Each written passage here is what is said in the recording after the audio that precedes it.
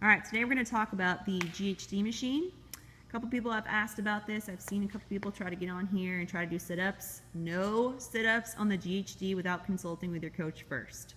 So we're going to go over the primary movements on here.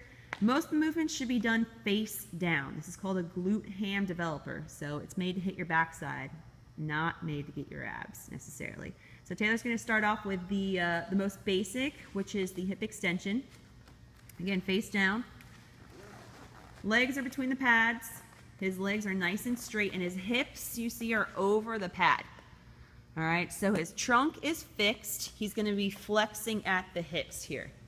He's going to go all the way down, extend up to parallel or slightly above. You don't need to crank up too high and hyperextend. Just need to go to about parallel. Good, legs are straight, extending from the hips. Good. All right, then he's going to get off, adjust the pads. And again, if you want to jump on this machine, it's very useful. However, we need to help you size it and need to go through a couple progressions with you before you jump on here. So ask a coach. All right, second movement, glute ham developer. So before, Taylor's legs were completely straight. Now his knees are going to be flexed. Okay? His hips are still just slightly over the pad, but the majority of the pad are right in the middle of his quads. And he's going to initiate the movement by pulling his knees down and pushing his toes against the pad. Okay, it's going to fire through the hamstrings right there. He's going to stay as straight as possible from knee to shoulder, not flexing at the hip anymore. This is all knees right now. Good, one more. Nice and straight, knees down, boom. All right, so that hits the hamstrings. And last but not least, the GHD sit-up.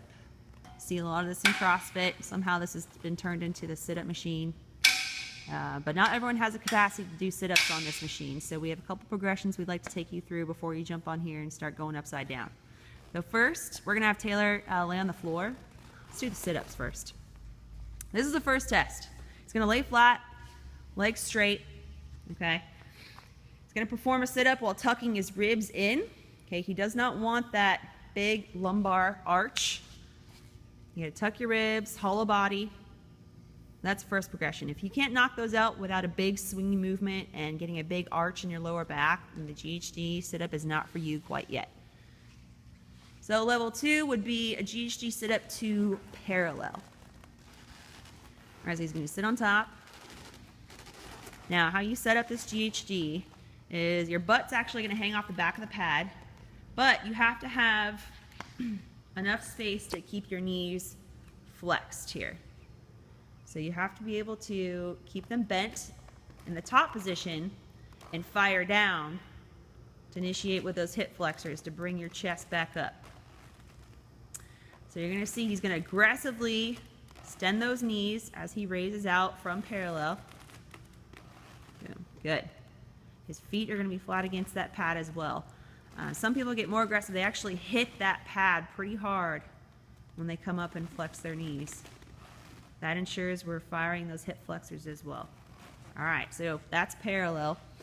The third progression would be going below parallel. I'm not going to say how far you go because that's different for everyone. The moment you can't tuck your ribs and maintain that good midline stability, that's as far down as you're going. The moment you start arching and hyperextending in your lower back, that's where people get the pain from these GHD sit-ups. So you can go as far down as you can while maintaining good midline stability, tucking your ribs down, while still firing those knees to get tall again.